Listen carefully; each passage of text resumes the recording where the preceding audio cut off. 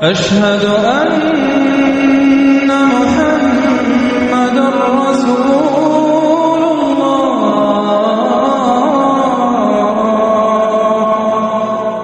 اب 15ویں صدی میں ہم ہیں.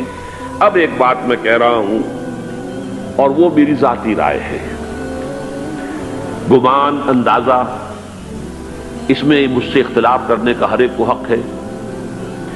میرے نزدیک 15ویں صدی ہجری اب مجدد کامل الامام المہدی سلسلہ تجدید خلافت کی آخری کڑی کے ظہور کا وقت ہے. اس میں مجھے ایک تو قرآن مجید سے اشارہ ملا ہے، اشارہ ہے، میں اسے تفسیر نہیں کہتا. میرے نزدیک قرآن مجید میں چند آیتیں سورہ مدثر کی اور چند آیتیں سورہ انشقاق کی بڑی عجیب ہے. سورہ مدثر کی آیات میں حضور کی آمد کا نقشہ کھینچا گیا ہے. کلا والقمر واللیل اذ ادبر والصبح اذا اسفر انہا لإحدى الکبر نذیرا للبشر لمن شاء منکم ان یتقدم او یتأخر. نہیں، قسم ہے چاند کی. کلا والقمر واللیل اذ ادبر، اور رات کی جبکہ وہ پیٹھ موڑ لے جانے لگے اور صبح کی جبکہ وہ روشن ہو جائے. حضور سے پہلے 600 برس ایسے گزرے ہیں دنیا میں کہ نبوت کا سورج نہیں تھا. بس چاند جیسے مستعار روشنی چاند کی ہوتی ہے تو سابقہ انبیاء کی مستعار روشنی تو کوئی دنیا میں تھی، دھندلی دھندلی جیسی چاند کی ہوتی ہے، لیکن وہ سورج نہیں تھا. لیکن اب وہ رات ختم ہو رہی ہے، واللیل اذ ادبر جا رہی ہے. محمد صلی اللہ علیہ وسلم کا سورج، یہ شمس نبوت و رسالت طلوع ہو گیا. والصبح اذا اسفر انہا لإحدى الکبر. بہت بڑی باتوں میں سے ایک بات ہے جو ہوئی ہے، وہ معمولی واقعہ نہیں ہے. احدى الکبر، یہ تاریخ انسانی کے عظیم ترین واقعات میں سے ہے. بے شک محمدی نذیرا للبشر، پوری نوع انسانی کے لیے نذیر بن کر آئے. یہ تو ہے حضور کا معاملہ. لیکن اب جو معاملہ ہونا ہے دوبارہ، اس لیے کہ خلافت علی منہاج النبوت دوبارہ اب قائم ہوگی انشاءاللہ. حضور کے بعد میں آپ کو بتا چکا ہوں، خلافت راشدہ ختم ہونے کے بعد سے زوال زوال زوال زوال زوال زوال زوال زوال زوال، تھوڑا سا 2.5 سال کا 2 سال کا وقفہ آیا ہے حضرت عمر بن عبدالعزیز کا، ورنہ زوال زوال زوال زوال زوال. اگرچہ اس زوال کو 1000 سال لگے ہیں. یہ عمارت جو محمد نے بنائی تھی ایک دن میں نہیں گر گئی صلی اللہ علیہ وسلم. کھنڈر بتا رہے ہیں عمارت عظیم تھی. 1000 سال کے بعد پھر یورپ کے سیلاب نے آ کر اس کو گرایا ہے اور ختم کیا ہے. ورنہ 1000 سال تک سطوت و شوکت کے ساتھ امت مسلمہ تو موجود رہی ہے، چاہے اسلام جو ہے وہ حکومت کی سطح پر موجود نہیں تھا. بہرحال اب جو اس کا دور آیا ہے دوبارہ خلافت علی منہاج النبوہ کا دور، اس کا نقشہ سورہ انشقاق میں کھینچا گیا ہے. فلا اقسم بالشفق. اب دیکھیے سورج غروب ہو گیا. حضور کی بعثت کے وقت وہ سورج رسالت طلوع ہوا تھا، اب وہ سورج غروب ہو چکا ہے. سورج کے غروب ہونے کے بعد صرف روشنی رہ جاتی ہے شفق کی، سرخ سی، بس وہی باقی رہ گئی. اور باقی کیا رہ گیا؟ بدا الاسلام غریبا ویسعود کما بدا فطوبی للغرباء. فلا اقسم بالشفق واللیل وما وسق. رات کی سی تاریکی ہے اور جو کچھ اس نے اپنے اندر جمع کر لیا ہے. والقمر اذا اتسق، اور قسم ہے چاند کی جبکہ وہ بھر جائے. پورا بھرتا ہے کتنے دنوں میں؟ 14 دن میں. اور 14 صدیوں کے بعد اب پہلی صدی کا جس نے کہ تجدید کامل کی عمر بن عبدالعزیز، 14 صدیوں کے بعد اب 15ویں صدی میں الامام المہدی کے ظہور کا وقت قریب ہے. اب جو کچھ مجھے حضرت امام المہدی کے بارے میں کہنا ہے، دوبارہ اپنی بات دہرا رہا ہوں، یہ میرا ذاتی گمان ہے، اختلاف کیا جا سکتا ہے.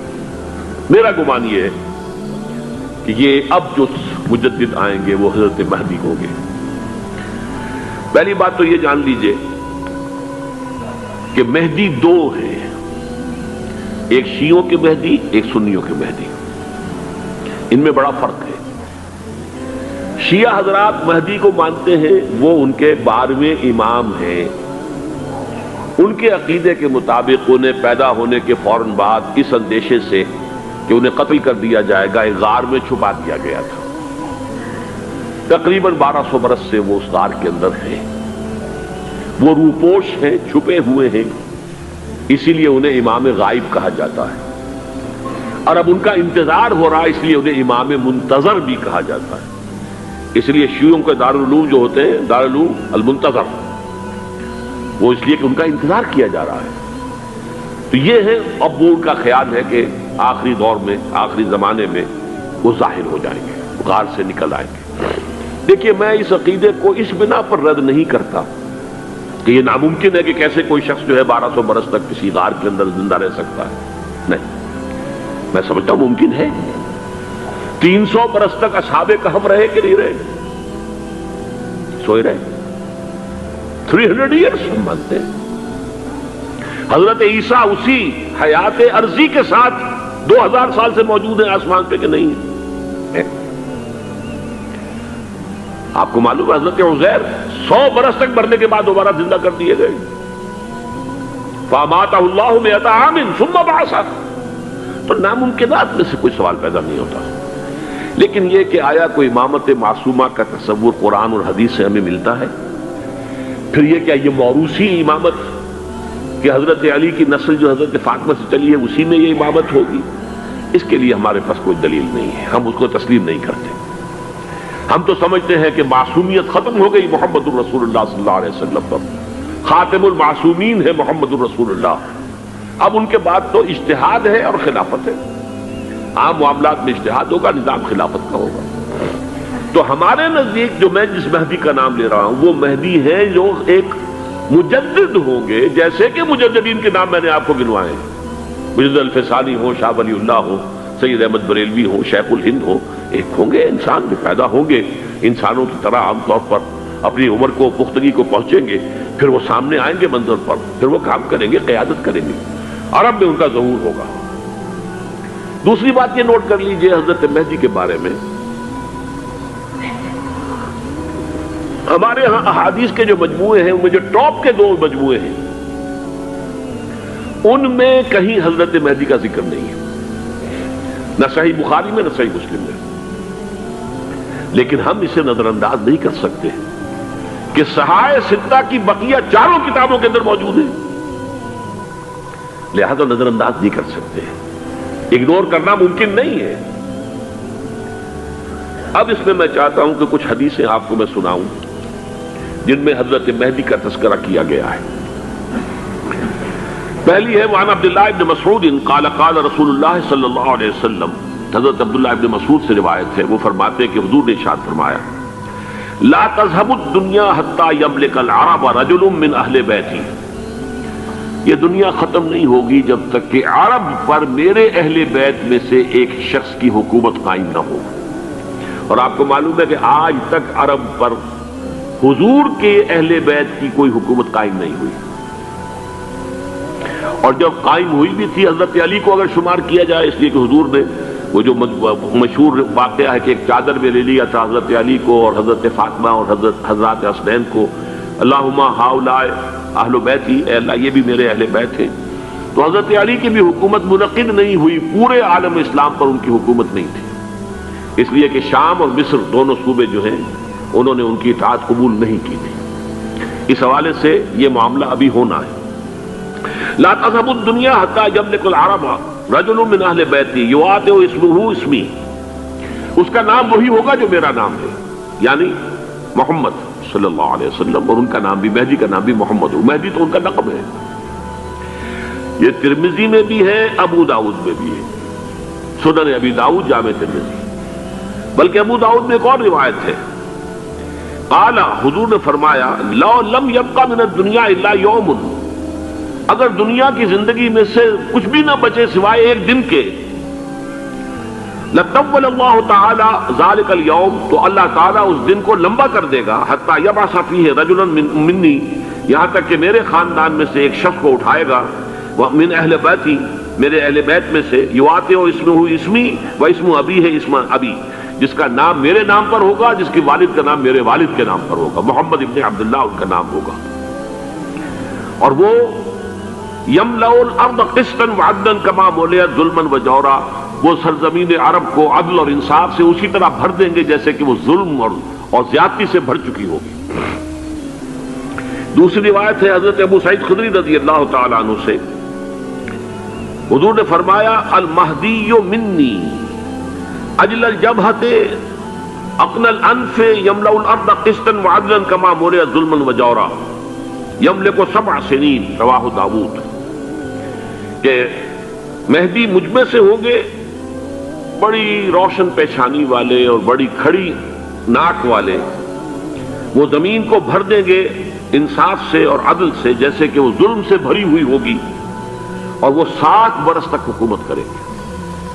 عرب میں خالص خلافت علی منہاج النبوہ کا نظام حضرت مہدی کے ہاتھوں قائم ہوگا اور 7 برس تک قائم رہے گا عرب کے اندر۔ اس کا اگلا مرحلہ میں بعد میں بیان کروں گا۔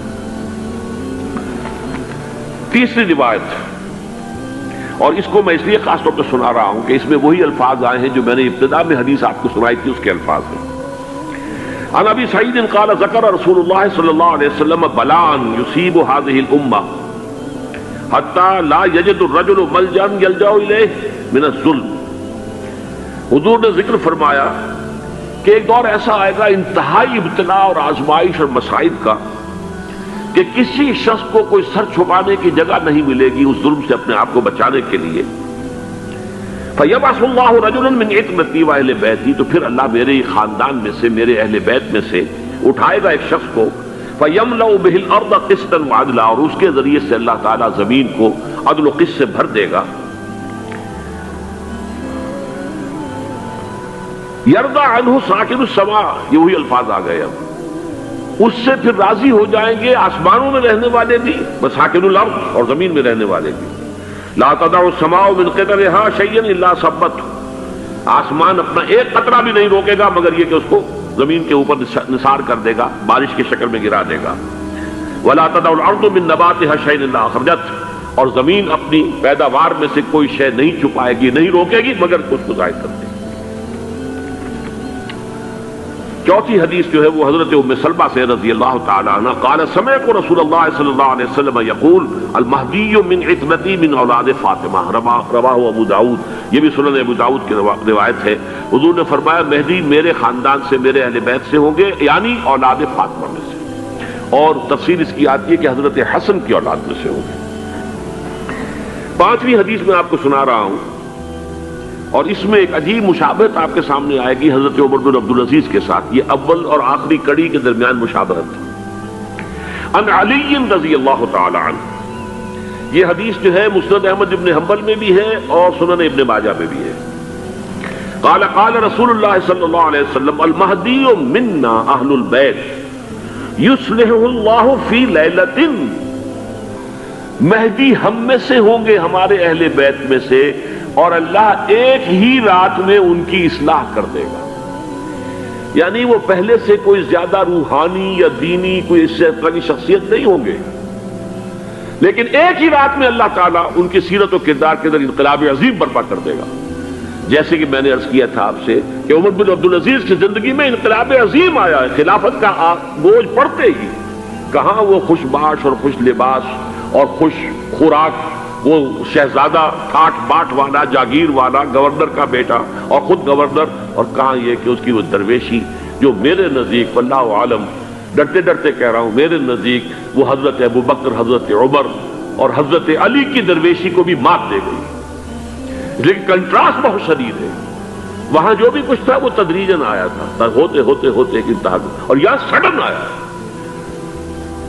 6ٹھی حدیث عن انس سمعت رسول اللہ صلی اللہ علیہ وسلم یقول نحن ولد عبد المطلب سعادت اہل الجنہ، ہم عبد المطلب کی جو اولاد ہیں اور نسل ہیں، ہم جنت کے سردار ہیں۔ اور پھر آپ نے نام گنوائے ہیں، انا وحمزۃ وعلی وجعفر والحسن والحسین والمہدی، میں خود اور حضرت حمزہ بنو عبد المطلب میں سے، عبد المطلب کے بیٹے، اور علی اور جعفر حضرت علی کے بھائی جعفر طیار، اور حسن اور حسین حضرت فاطمہ کے لخت جگر حضرت علی کے بیٹے، والمہدی، اور آخر میں جا کر پھر مہدی۔ اب میں آپ کو ایک حدیث سنانے چلا ہوں جس میں ایک عجیب نقشہ سامنے آتا ہے کہ یہ مہدی جب ظاہر ہوں گے تو کس طور سے ظاہر ہوں گے، ان کے ظہور کی کیفیت کیا ہوگی، کیف یظہر۔ یہ روایت ہے حضرت ام سلمہ سے رضی اللہ تعالی عنہا، حضور کی زوجہ محترمہ ہیں، فرماتی ہیں ام سلمہ عن النبی صلی اللہ علیہ وسلم قال یکون اختلاف عند موت خلیفۃ۔ حضور نے فرمایا ایک خلیفہ کی موت پر اختلاف واقع ہو جائے گا، خانہ جنگی ہو جائے گی۔ فَيَخْرُجُ رَجُلٌ مِّنْ أَهْلِ الْمَدِينَةِ هَارِبًا إِلَى مَكَّةَ، پھر مدینے کے لوگوں میں سے ایک شخص نکلے گا، بھاگے گا اور جا کر پناہ لے گا اور چھپ جائے گا مکے میں۔ فَيَأْتِيهِ نَاسٌ مِّنْ أَهْلِ مَكَّةِ، پھر اس کے پاس آئیں گے اہل مکہ، مکہ کے لوگ، فَيُخْرِجُونَهُ، اور اسے نکالیں گے، جہاں وہ چھپے ہوئے ہوں گے وہاں سے نکالیں گے۔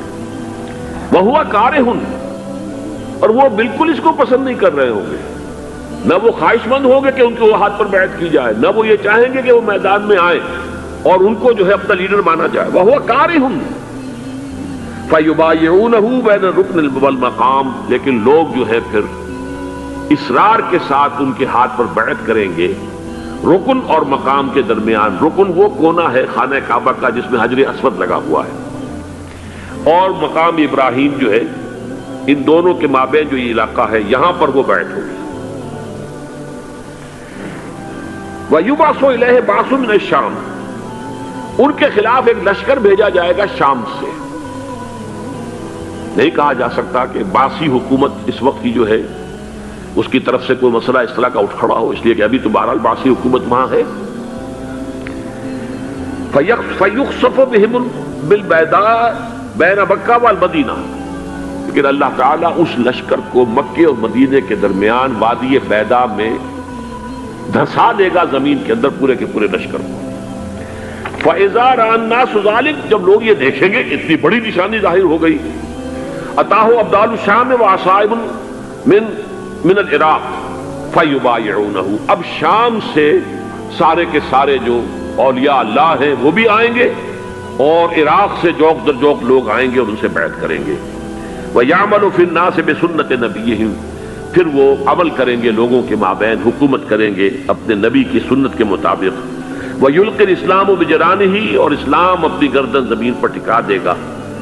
وَالْأَرْض فِي الْأَرْض، زمین میں۔ فَيَلْبَسُ 7 سنین، پھر وہ 70 برس تک حکمران رہیں گے، 7 برس تک حکمران رہیں گے۔ ثم یتوفا، پھر ان کا انتقال ہوگا۔ ویصلی علیہ المسلمون، اور مسلمان ان پر نماز پڑھیں گے۔ یہ جو میں نے آپ کے سامنے نقشہ کھینچا ہے، اس سے اب میں ایک نتیجہ نکالتا ہوں، اسے بھی میرا گمان کہیے، اختلاف بھی کر سکتے ہیں آپ، اگر اس کو وزنی سمجھے تو قبول بھی کر سکتے ہیں۔ وہ یہ ہے کہ میرے نزدیک شاہ فہد کے انتقال پر لا محالہ یہ صورتحال پیدا ہو جائے۔ ولی عہد وہاں ہے عبداللہ بن عبدالعزیز، امریکہ کو وہ پسند نہیں کرتے اور امریکہ انہیں پسند نہیں کرتا، یہ بالکل تشتس باندھ ہے۔ امریکہ نے لازماً جس طریقے سے اپنے پنجے گاڑے ہیں سعودی عرب کے اندر، اپنا فوجی اڈا بنایا ہے، تو آسانی کے ساتھ وہاں سے اپنے پنجے ہٹانے کے لیے تیار نہیں۔ ایک حدیث میں آتا ہے قرن الشیطان، نجد سے شیطان کا سینگ برآمد ہوگا، وہ شیطان کا سینگ ہے، جو میزائل وہاں پر لگے ہوئے ہوں گے اس وقت، در حقیقت وہ سارے کے سارے جو ہیں وہ شیطان کے سینگ ہیں۔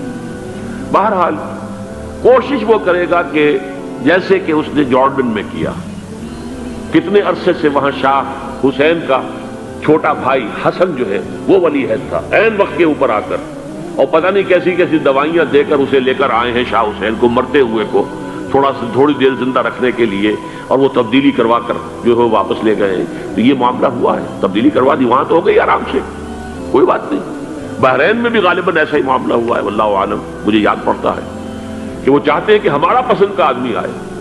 اگر سعودی عرب میں یہ کام کیا گیا تو اس کا لازمی نتیجہ خانہ جنگی ہوگا، اس لیے کہ وہاں کی روایت کی بڑی سخت ہے، بڑی پختہ ہے۔ پھر یہ کہ وہاں جو ہے امیر عبداللہ جو ہے، جو وہاں پر اگرچہ سپہ سالار وہ نہیں ہے، کمانڈر ان چیف وہ نہیں ہے، کمانڈر ان چیف تو کوئی اور ہے، لیکن الحرس الوطنی جو ہے نیشنل گارڈز بہت بڑی فورس ہے، وہ اصل بیڈوین فورس جو ہے صحرا کے لوگوں کی عرب فورس، وہ در حقیقت الحرس الوطنی ہے، نیشنل گارڈ ہے، اور اس کا کمانڈر ان چیف یہ ہے امیر عبداللہ۔ تو لازماً یہ شکل جو ہے پوری ہو کر رہے گی۔ جیسے ہی یہ معاملہ ہوا شاہ فہد کے انتقال کا تو یہ اختلاف ہوگا، خانہ جنگی ہوگی، پھر کوئی اللہ کا بندہ جو ہوگا، میرے نزدیک میں آج سے کچھ 6-7 سال پہلے سالانہ اجتماع تھا تنظیم اسلامی کا راولپنڈی میں، میں نے اس وقت وہاں کہا تھا، اس سے ذرا اخبارات میں بھی کچھ وہ کنٹروورسی آئی تھی کہ میرے نزدیک امام مہدی پیدا ہو چکے ہیں، ان کے ظہور کا وقت قریب ہے۔ اور اس کی تھوڑی سی بات میں مجھے معلوم ہوا کہ جین ڈکسن غالباً نام ہے امریکن اس کا، جس نے یہ پیشن کوئی خبر دی تھی کہ 1962 میں عالم عرب میں ایک بچہ پیدا ہوا ہے کہ جو وہاں کا نقشہ بدل کر رکھ دے گا۔ یہ جین ڈکسن کی غالباً پیشن گوئی ہے۔ بہرحال مجھے اس کی پیشن گوئی سے کوئی دلچسپی نہیں ہے، میں تو جو احوال دیکھ رہا ہوں، یعنی اسرائیل کا قائم ہو جانا اور اس کے بعد اب یروشلم کا مسلمانوں کے ہاتھوں سے نکل جانا، اور اب گویا کہ وہ الملحمۃ العظمیٰ جو ہے تلی کھڑی ہے، کسی بھی وقت جو ہے یہ جو ہے وہ لاوا پھٹ سکتا ہے، آتش فشاں پھٹ سکتا ہے۔ تو یہ تمام حالات ایسے ہیں کہ جن کی وجہ سے میں سمجھتا ہوں کہ ایک تو جو قرآن مجید کے اشارات میں نے آپ کو بتائے، 14 صدیاں 14 دن میں چاند کا پورا ہونا، والقمر اذا اتسق، 14 دن میں 14ویں کا چاند۔ اسی طرح اب یہ 14 صدیوں کے بعد یہ صدی جو 15ویں صدی ہے، یہ در حقیقت ظہور امام مہدی کی صدی ہے۔ لیکن یہ کہ امام مہدی کی حکومت قائم کرنے کے لیے کون لوگ آئیں گے؟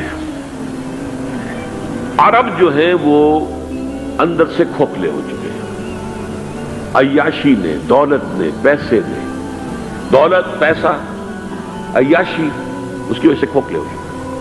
یہاں میں آپ کو 2 حدیثیں سنانا چاہتا ہوں۔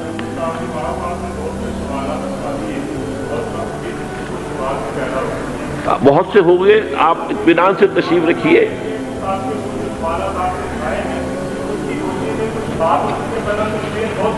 بہت ہوگی، بات ہوگی، آپ اس طرح صبر سے سن لیجئے۔ میں اب تقریباً اپنی گفتگو کے اختتام تک پہنچ رہا ہوں۔ سنن ابن ماجہ کی روایت ہے حضرت ابو ہریرہ سے رضی اللہ تعالی عنہ، قال قال رسول اللہ صلی اللہ علیہ وسلم اذا وقعت الملاحم بعث اللہ بعثا من الموالی هم اکرم العرب فرسا واجودہ سلاحا یوید اللہ بہم الدین، رواہ ابن ماجہ عن ابی ہریرہ رضی اللہ تعالی عنہ۔ جب ملاحم کا دور شروع ہوگا تو اللہ تعالیٰ اٹھائے گا ایک لشکر یا لشکروں پر لشکر موالی میں سے۔ موالی کون ہے؟ عربوں نے جب فتح کیا تھا اس پورے علاقے کو خلافت راشدہ کے دوران، اور پھر وہ لوگ جو ہے، ایک رائے تو یہ تھی کہ انہیں غلام بنایا جائے سارے آبادیوں کو، لیکن یہ کہ حضرت عمر کا اجتہاد تھا، اس کے مطابق ان کو غلام نہیں بنایا گیا، تو وہ موالی کی حیثیت رکھتے ہیں۔ عربوں میں دم نہیں ہے، موالی میں سے لشکر اٹھیں گے کہ جو در حقیقت حضرت مہدی کی حکومت کو قائم کریں گے۔ دوسری حدیث سنیے، عن عبداللہ ابن الحارث رضی اللہ تعالی عنہ، اور یہ ابن ماجہ کی روایت ہے، قال قال رسول اللہ صلی اللہ علیہ وسلم یخرج ناس من المشرق فیوقعون للمہدی یعنی سلطانی، لشکر نکلیں گے، لوگ آئیں گے مشرق سے، اور وہ حضرت مہدی کی حکومت کو جمائیں گے اور قائم کریں گے۔ اب ذرا نوٹ کیجئے کہ جزیرہ نما عرب کے مشرق میں کون سے ملک ہیں؟ 3، ایران، افغانستان، پاکستان، یہ 3 سالڈ مسلم ممالک، مسلم آبادی اکثریت۔ ویسے تو یہ کہ آگے ہندوستان میں 20 کروڑ مسلمان ہیں، لیکن وہ 20 کروڑ جو ہے وہ تو 80 کروڑ کے اندر تحلیل ہو جاتے ہیں غیر مسلموں میں، لیکن یہاں جو معاملہ ہے یہ خالص اکثریت کے۔ ان میں سے ایران کا معاملہ جہاں تک ہے، نمبر 1 یہ کہ وہ شیعہ عقائد کے حصار میں بند ہے، اس سے ادھر ادھر ہونا اس کے لیے ممکن نہیں۔ حدیث میں یہ بھی آتا کہ اصفہان سے 70,000 یہودی دجال کا ساتھ دیں گے۔ لیکن بہرحال خراسان ایک صوبہ ہے افغانستان کا اس وقت بھی، شمال مشرقی کونے میں، مجھے امید ہے وہاں سے خیر کی، کیونکہ خراسان کا لفظ وہاں پہ شامل ہے، اور حضور کی حدیث میں بعد میں آپ کو سناؤں گا کہ خراسان سے فوجیں چلیں گی جو یروشلم کو دوبارہ حاصل کریں گی، فتح کریں گی، جیسے پہلے یروشلم کھویا عربوں نے تھا، دوبارہ حاصل کیا تھا کرد نے، کرد خون صلاح الدین ایوبی رحمت اللہ علیہ، ایسے اب پھر عربوں نے کھویا ہے، لیکن لینے والے خراسان سے لشکر آئیں گے، یخرج من خراسان رایات و سود لا یردھا شیء حتی تنصب بإیلیا، خراسان کے علاقے سے کالے علم لے کر لشکر چلیں گے جن کے روح کو کوئی موڑ نہیں سکے گا جب تک کہ وہ جا کر یروشلم میں نصب نہ ہو جائے۔ اس کے بعد نام آتا ہے پاکستان کا، یہ ہے میری اور آپ کی داستان، اور یہ ہے سبب جس کی وجہ سے کہ میں آپ سے یہ گفتگو کر رہا ہوں۔ اصل میں تو کس لیے؟ محض ایک علمی استفادہ، محض اپنی بات آراء کو ظاہر کرنے کا شوق نہیں، بلکہ یہ کہ اپنی ذمہ داری ہم پہچانے کہ ہم کس مقام پر کھڑے ہیں۔ دیکھیے، اس پاکستان کے بارے میں یا ہندوستان کے بارے میں علامہ اقبال نے کہا تھا اپنے ترانہ ملی میں، میرے عرب کو آئی ٹھنڈی ہوا جہاں سے، میرا وطن وہی ہے، میرا وطن وہی ہے۔ اور مجھے بتایا گیا کہ سنن ابی داؤد میں یہ روایت موجود ہے کہ حضور نے فرمایا کہ ہندوستان کی طرف سے مجھے ٹھنڈی ہوا آتی، اگرچہ مجھے وہ حدیث ابھی نہیں ملی ہے، لیکن حزب التحریر کا ایک کارڈ مجھے ملا تھا، تو اس میں اس حدیث کا اور اس میں ابو داؤد کا روایت کا حوالہ موجود تھا۔ لیکن میں جو چیز آپ کو بتا چکا ہوں وہ یہ کہ الف ثانی کا پورا تجدیدی کارنامہ اس ہندوستان کی سرزمین میں ہوا۔ مجدد الف ثانی شیخ احمد سرندی، شاہ ولی اللہ دہلوی، سید احمد بریلوی، وہ تو ہمارے پاکستان میں آ کر جو ہے ان کا خون جذب ہوا ارض پاکستان میں۔ پھر شیخ الہند مولانا محمود حسن، تحریک خلافت چلی تو صرف ہندوستان میں چلی اور کہیں نہیں چلی۔ آزادی کی تحریک چلی پوری دنیا میں، وہ نیشنلزم کی بنیاد پر چلی، ملے نیشنلزم، عرب نیشنلزم، ٹرک نیشنلزم، ہمارے ہاں چلی تو اسلام کے نام پر پاکستان کا مطلب کیا، لا الہ الا اللہ۔ پھر پاکستان قائم ہوا معجزے کے طور پر، بلکہ نازل ہوا ہے لیلۃ القدر میں، انا انزلناہ فی لیلۃ القدر، جیسے قرآن نازل ہوا لیلۃ القدر میں، یہ پاکستان بھی نازل ہوا لیلۃ القدر میں۔ اس کا برقرار رہنا ابھی تک معجزہ ہے۔ ہندو یہ سمجھتا تھا، کانگریس سمجھتی تھی کہ جھٹپٹ ختم ہو جائے گا۔ پھر یہ کہ اس کا قرارداد مقاصد کا پاس ہو جانا، مزید بھی اور اضافی دفعات دستور میں آ جانا، اب کمرشل انٹرسٹ کو ربا قرار دے کر حرام قرار دینا، یہ سارے لینڈ مارکس ہیں کہ جو اشارہ کر رہے ہیں کسی چیز کی طرف، معاملہ کدھر جا رہا ہے۔ پھر یہ کہ یہ جو 14ویں صدی کے مجدد تھے شیخ الہند، اس کے بعد سے کچھ ایسی شخصیتیں عظیم پیدا ہوئی ہیں ہند میں، جن کو میں سمجھتا ہوں کہ 14ویں صدی کے مجدد اور 15ویں صدی کے مجدد کے درمیان، یہ 15ویں صدی کے مجدد کی راہ کو سیدھا کرنے والے، جیسے کہ حضرت یحییٰ نے کہا تھا میں تو آنے والے کا راستہ سیدھا کر رہا ہوں حضرت عیسیٰ کے لیے، ایسے ہی 15ویں صدی کے لیے امام مہدی کے لیے راستہ صاف کرنے والے سب سے پہلے علامہ اقبال، جنہوں نے اسلام کا تصور دین کی حیثیت سے دوبارہ زندہ کیا ہے، ورنہ اسلام ایک مذہب کی شکل اختیار کر چکا تھا۔ پھر مولانا مودودی، مولانا ابوالکلام آزاد حکومت الہیہ کے نعرے کے ساتھ میدان میں آئے۔ یہ اقبال نے جو تصور پیش کیا تھا اس پر عملی جد و جہد کے لیے حزب اللہ قائم ہوئی۔ نوٹ کر لیجئے 11 برس کا فرق ہے عمر کا علامہ اقبال کے اور ابوالکلام کے، اور 1913 میں جب حزب اللہ قائم کی ہے اس وقت علامہ اقبال کی ملی شاعری اپنے عروج کو پہنچ چکی تھی۔ پھر یہ کہ علامہ اقبال کے بعد تعمیل جو ہے اس کام کی وہ ابوالکلام نے کی، لیکن روایتی علماء کی شدید مخالفت کی وجہ سے وہ بددل ہو کر چھوڑ گئے، کانگریس میں شامل ہو گئے، بساط جو ہے حزب اللہ کی انہوں نے لپیٹ دی۔ پھر مولانا مودودی آئے، انہوں نے وہ ڈور جو ہے اس کا سرا تھاما، جماعت اسلامی قائم کی حکومت الہیہ ہی کے قیام کے لیے، اگرچہ میرے نزدیک یہ کہ وہ انتخابی اور ایک قومی سیاست کی ایک جماعت بن کر پاکستان میں جو ہے دلدل میں پھنس گئی ہے۔ اب ہم اس کی کوشش کر رہے ہیں، تنظیم اسلامی اور یہ تحریک خلافت جس کے تحت یہ جلسہ ہو رہا ہے، یہ ساری چیزیں وہ ہیں کہ آپ کو سوائے پاکستان کے اور کہیں نہیں ملیں گی پوری دنیا میں۔ معلوم ہوتا ہے کہ پاکستان کو بہت بڑا رول پلے کرنا ہے اس میں، اور اس کے ساتھ اب جمع کر لیجئے افغانستان کی عمارت افغانستان، اسلامی عمارت افغانستان قائم ہو چکی ہے۔ یہ پچھلے 20 سالوں میں جو کچھ وہاں ہوتا رہا ہے اس سے پہلے تصور نہیں ہو سکتا تھا۔ کابل جو ہے وہ تو جیسے پیرس کا تمدن تھا ویسے کابل کا تھا، وہی لباس، وہی سکرٹس، یہاں جب آئے تھے شاہ ظاہر شاہ سرکاری دورے پر تو ان کی جو ملکہ صاحبہ تھی ان کے ساتھ وہ اسکرٹ میں ملبوس تھی. کابل جو ہے وہ بالکل ایک پیرس کی طرح کا شہر تھا. آج کابل جو ہے جا کر دیکھیے, علامہ اقبال کے فرزند بھی دیکھ کر آئے ہیں, تو اگرچہ وہ خود میں سمجھتا ہوں کہ خاصے انہیں آپ لبرل کہیں, آزاد خیال کہیں, لیکن اس درجے متاثر ہو کر آئے تھے کہ انہوں نے یہ کہا افغانستان میں جو میں نے حالات دیکھے ہیں کہ اگر 2-4 اور مسلمان ملکوں کے اندر یہ نظام قائم ہو جائے تو پوری دنیا مسلمان ہو جائے گی. یہ سب کچھ کیسے ہو رہا ہے؟ یہ آنے والے دور کی جھلکیاں ہیں. Coming events are casting their shadows before.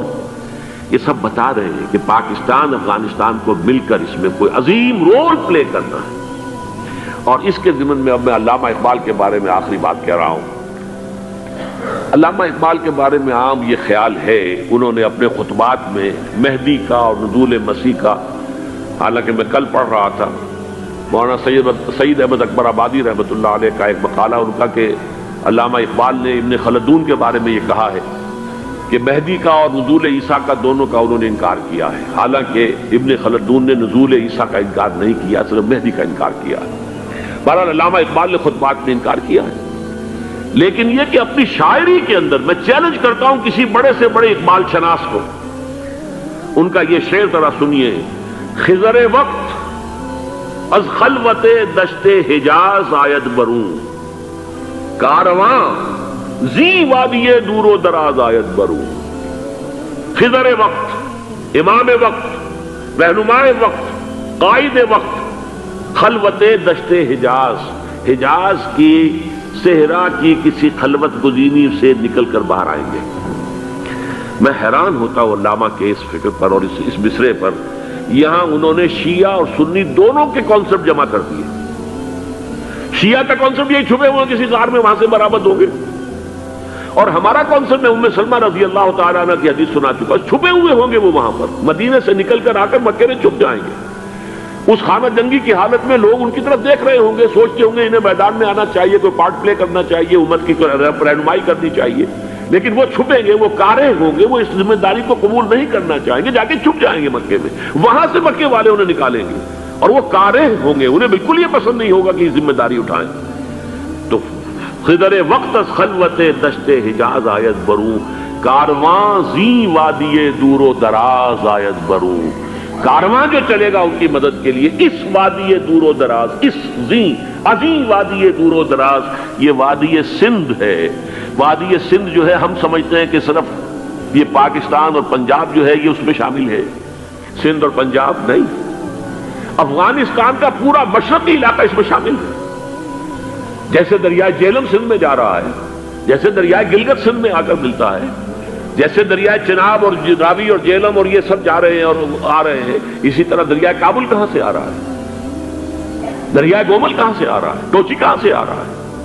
یہ سارا جو ہے ڈرین جو ہو رہا ہے, ایسٹرن جو ہے پارٹ آف افغانستان, یہ سب وادی ہے. اس وادی کے یہ 2 حصے ہیں. ایک حصہ جو ہے یہ ادھر پاکستان میں ہے, اور اسی وادی کا دوسرا حصہ جو ہے وہ افغانستان میں ہے. کارواں زی وادی دور و دراز آید بروں, کارواں چلے گا یہاں سے. یخرج الناس من المشرق یؤتون للمہدی, یعنی سلطان ہی مشرق سے فوجیں چلیں گی کہ جو مہدی کی حکومت قائم کرے گی.